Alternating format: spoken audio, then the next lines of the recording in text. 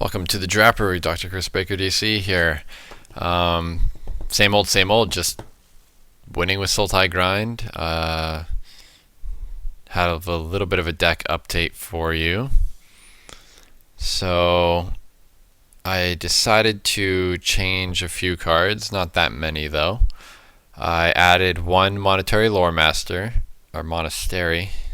He is pretty monetary. His card's money. You just want to see it in every game, and if anything happens to it, it's pretty bad for your pulse engine. So, figured going up to a third was fine. I ended up cutting Nantuko Husk, which I think was a mistake because it just helps your creature does not get exiled basically by other Oblivion Strikes. So I would recommend putting him back in. I put the second rune processor, which it was in the sideboard, to the main. I don't think you need more than two, but I like exactly two, I think, just so you see it more often. And Incubator Drone was fine, but I cut the Espying Aeronaut. It just wasn't what this deck needed. And I ended up adding in 3 Complete Disregard just for more removal and more exile effects. Anticipating a lot of potential mirror matches. I know this deck was powerful enough, and Brennan and company highlighted it. Vault Boy Hunter played him, maybe Dan in a match after, and so they got a little bit more popularity there. So I figured I might have to play against some mirror matches, so I wanted some ways to break the mirror. But other than that, the mana base is the same, and the rest of the spells are all the same. Sideboard-wise, we did a lot of changes. The best card I could think possible to side in the mirror match was Witness the End. I was thinking like Duress and Rakdos, Rashaka's Secret, and like Myers Malice were all good, but the problem is you need to be able to exile cards, and there's zero way to exile cards from someone's graveyard other than Grave Birthing, and you don't get to choose which card, so it's typically just a very bad card. I would not recommend playing Grave Birthing, but Witness the End, like let's say they like Lore Master and then get back Pulse and have one other card in hand, and then you witness them, then you at least get 2 cards that are never going to come back. So it might be a little bit of a reach. It might not be necessary, but I figured anything that says exiles would be good.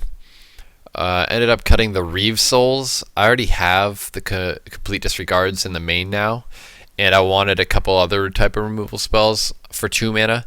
Grasp of Darkness I think is just way better than Reeve Soul because it can kill so much more than Reeve Soul, and it's an instant, and I don't think the double black mana is going to be that bad. Our deck is really just so good against aggressive decks. They need to be like blisteringly fast to deal with us. Debilitating Injury, again, also I think a little bit better than Reeve Soul, ironically, because there's it doesn't kill, Sultai Scavenger, for example, as well as Reeve Soul would, but there's a lot of like, I don't know, 3/2s or 4/2s running around potentially. Like I saw a lot of Zulaport Cutthroats and stuff like that. Also good against Nantuko Husk. If you see someone has Nantuko Husk, Injury is a good way to make sure it dies, and they can't get value off of it. Return to the Earth. I was looking for a card like this, a plummet effect that can also kill artifacts and enchantments. I wanted to just run 1 Naturalize, but that's too narrow in a lot of games, even if they have an Impact Tremors or Pacifism or something that you want to kill. Sometimes they just have a big flyer and you want to kill that. But Plummet is both really bad because sometimes they don't have a big flyer to kill. So I think Naturalize and Plummet are both really bad, but I'll gladly pay 4 mana to have the flexibility of 1 card, which is just a great card to get back with Monastery Lore Master. 4th Complete Disregard for sure. Whenever it's good, it's good. And then just a bunch of 1/0s, Negate, Duress, Bone Splinters against other big, basically Gurmag Gagler and Ruin Processors. And Grave Purge. Actually thought, this card would be good in the deck. Turns out I don't think it is. We use our graveyard a lot with Pulse, and we like treasure cruise and delve a lot of it away. I thought it would be there so that we don't deck, But the way the games play out, like I thought, like maybe somebody would gain 1,000,000 life with pulses, and in the mirror match, the other person would also gain 1,000,000 life with pulses, and then you would just come down to a decking war. I had maybe one game that came close to that, but I don't think you need Grave Purge in that situation. There's some other cards that I'd rather try, and I'll save them for next week. So I think I just cut the CDC's Faithful and the Reef Souls in the sideboard here, and maybe shaved off a negate too. There's just not much room to be holding up in counter mana, but having some is good because it's tough for your opponents to play around. So very, very similar deck, and we might as well just go right into the matches here. Let's just do it. So first round we played Standard against Smashin', aka Jonderkind, aka Trophy Creator Extraordinaire. Much appreciated. He makes all the trophies now. So we won the die roll. Do we want to play first? I do. And this hand is fine. Again, in the dark, I'll play first when I don't know what they're playing. But in the grind mirror match, I'll definitely choose to draw first, because both decks are not aggressive and every card counts. The only thing that being on the draw sucks about this deck is that so many of the lands come into play tapped, but it's just not that big of a deal. Looks like I got my aggro draw. Okay, looks like he's mono black. Don't want to throw out a Lore Master against potentially removal that can exile it, so I'll wait as long as possible. And he does have a complete disregard, so I'm glad I waited. And I'm drawing a bunch of lands, which is quite annoying. But next turn, let's see what he does. He's got a Chain Mage. Alright, so it's like a black ally deck. Since I drew nothing,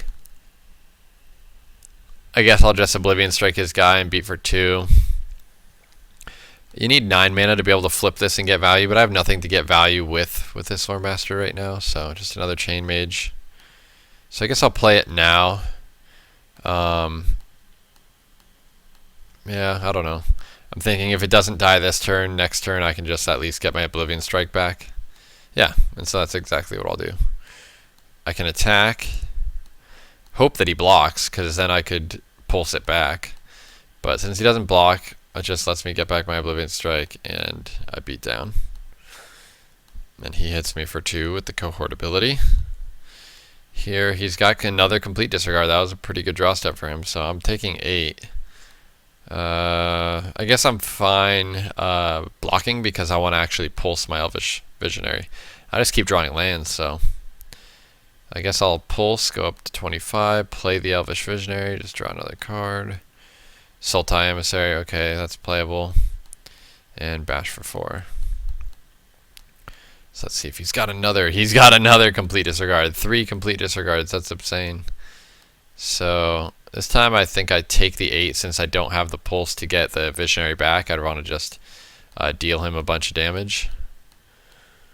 So I leave the pulse in the. I guess I don't. I guess I just need to hit something this turn, and I hope to hit like a. What did I hope to hit? I hope to hit a Sky Spawner. Would have been a nice draw, but here is kind of like the worst possible draw steps. So I guess I attack with both. He has Grasp of Darkness, so now I only deal 1, and so I've dealt 1 damage over my last 2 attacks. He's gonna deal me 16. So he did me 8 2 turns in a row, and my complete disregard is a complete blank here. Not looking good.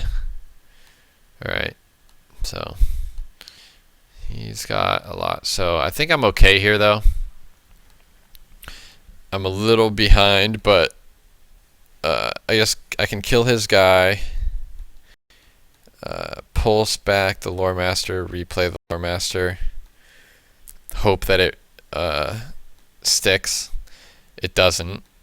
Classic. So I have to chump. I have a Treasure Cruise at the ready. He has Colossal Healer.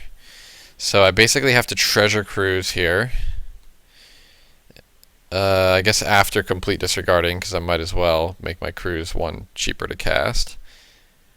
And let's see, I leave the Lore Master in my graveyard because I'm looking to hit Pulse, and I mean, come on, can't draw it up any better than that. And instead of playing Pulse this turn, I can play Incubator Drone. So Incubator Drone, pretty good card for that spot as well. This deck is so mana hungry, but you just want to quit drawing lands eventually. So he stops attacking. He's probably going to cohort me. I can attack. I can pulse. Play my Lore Master. Or play my Vulture Savin. He deals me 2. I sack that guy. Hit Visionary. Yeah, so now I'm just kind of going off. And I hit Rune Processor. Okay. So now I'm just totally content just trading and chumping. Just taking no damage. Another Classy Night Watch. I was like, I wonder if Oblivion Strike would be a good draw step. Yep. Kill your guy. You even have enough mana to play Ruin Processor, gain 5 life. So it looks like we got this. He's got another one. I can just Treasure Cruise, leave the Pulse and Strike. See what I hit. I hit 3. Complete Disregard is a blank. 2 lands are blank. He can double block and trade. That's pretty good for him. And deal me 2. I should have attacked with my 2/3. I didn't see that line. But I'm pretty sure all my creatures are lethal and he can't deal with all of them. So we just attack with everything and he's dead. Boom. Alright, that's game 1. So against mono black allies, bring in some more removal spells.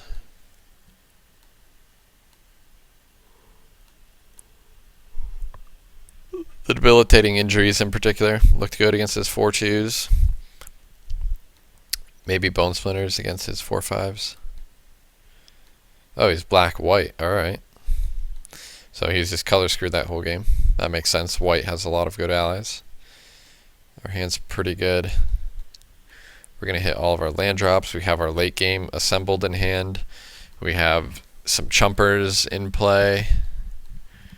He has complete disregard for our Sultai Emissaries, always, which is super annoying. Here we just have to play the Lore Master and hope he doesn't have complete disregard because we have no other good blocks or good plays. He has Grasp of Darkness, which is totally fine with me. If he would have done it in the other order, if he would have grasped, I guess I'd have a 2/2 in play and he wouldn't be able to attack. So I guess he's fine for doing the play that he did.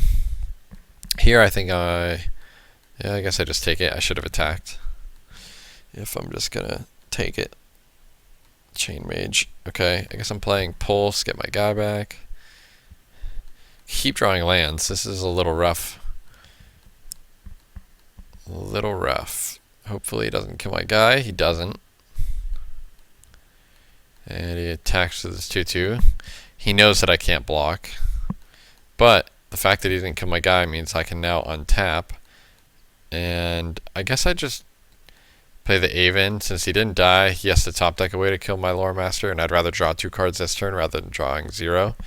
And see, I get paid off for that because drawing 2 led me to Elvish Visionary, lets me draw another. So anytime you have that option to like draw a bunch of cards, you got to do it as soon as possible. My life total is just high enough that it doesn't matter. So here he could have attacked with his 4/2. To be honest, I would have had to do it chump blocked. But I'll take 2. Maybe it means he has another ally and he wants to deal 2 damage to me end of turn. Okay, Oblivion Strike's a really good draw. So I can kill 2 creatures here. So I definitely kill the Chain Mage, since that thing can deal me a lot of damage. And I might not hit millions of Pulse of Marasas. And I take out one of his tappers just because they're big. And so I'm perfectly content leaving my 2/2 morph back just to block his 1/2.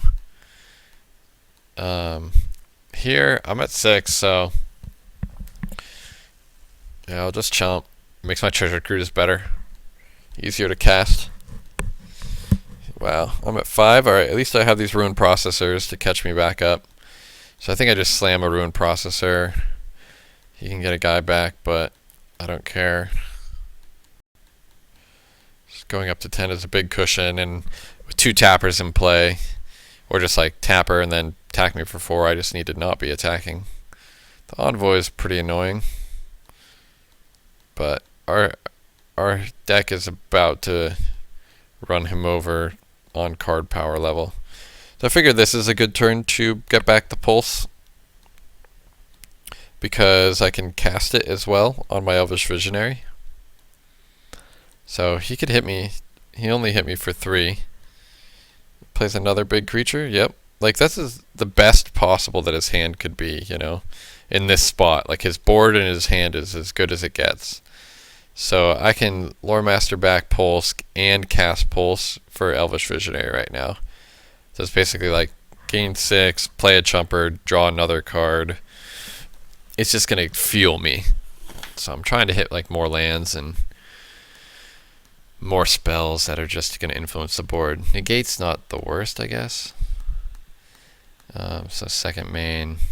Yeah, I guess I have 7 mana. I might as well just play another Rune Processor and gain another 5 life.